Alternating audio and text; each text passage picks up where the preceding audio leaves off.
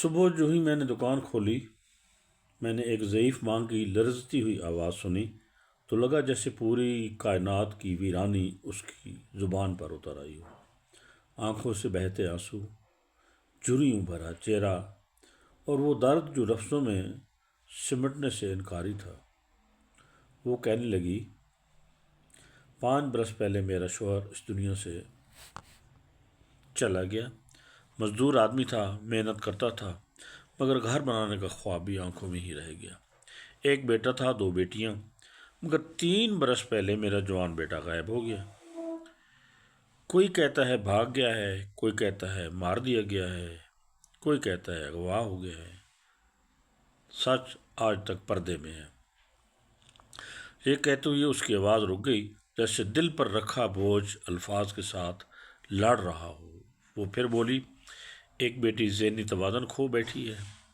دوسری بیٹی کی شادی علاقے والوں نے بڑی مشکل سے کی، مگر وہ بھی نشکی کے عادی مرد کے حصے میں آئی۔ سسرال والے اسے جانوروں کی خدمت اور کھیتوں میں دن رات کام لیتے، اور جب دل چاہتا تشدد کرتے۔ 2 بچوں کے بعد شوہر کا دل بھی اسے اکھڑ گیا۔ جب ظلم حد سے بڑھا تو وہ بچی بھی سب کو چھوڑ چھاڑ کر میرے پاس آ گئی۔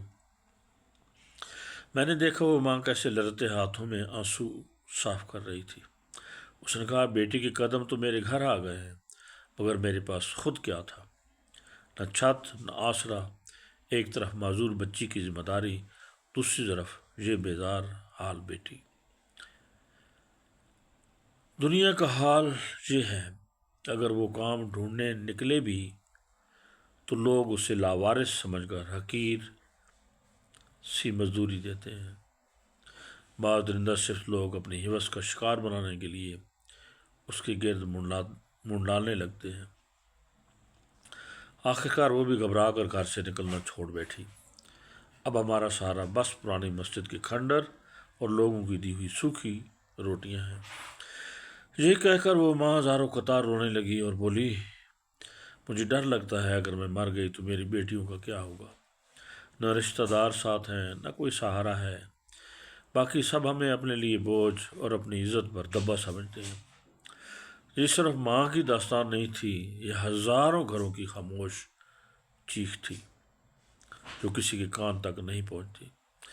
ہمارے ارد گرد نہ جانے کتنی ایسی زندگیاں اجڑ رہی ہیں، مگر حکومت کے منصوبے ان تک نہیں پہنچتے۔ جہاں کوئی سہولت ہے بھی، وہاں تک پہنچنے کے لیے اتنے دھکے کھانے پڑتے ہیں کہ انسان مایوس ہو کر بیٹھ جاتا ہے۔ میں سوچ میں ڈوب گیا، جب یہ ماں اس دنیا سے چلی جائے گی تو اس معذور بچی اور اس کی بہن کا کیا ہوگا؟ کون اس کے سر پر سایہ بنے گا؟ کس کے پاس وہ محفوظ رہیں گی؟ ہم ایک ایسے وقت میں جی رہے ہیں جہاں نہ بچوں کی عزت محفوظ ہے، نہ بچیوں کا وجود۔ یہ کہانی ایک سوال ہے، اگلے 50 سال بعد ہم کس معاشرے کے وارث ہوں گے؟ کیا یہ وہی سرزمین ہوگی جہاں کمزوروں کے لیے کوئی جگہ نہیں بچے گی؟ اور اگر ایسا ہوا تو اس جرم کا ذمہ دار کون ہوگا؟ اس ماں کی لرزتی آواز جیسے بار بار میرے دل پر دستک دے رہی تھی، مجھے جھنجھوڑ رہی تھی، بیٹا سوچو، اگر تم جیسے لوگ آنکھیں بند کر لیں گے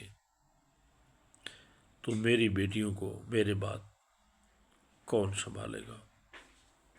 یہ سوال صرف اس ماں کا نہیں ہے، بلکہ ہم سب کی انسانیت کا امتحان ہے۔ بات تو سچ ہے، مگر بات ہے رسوائی کی۔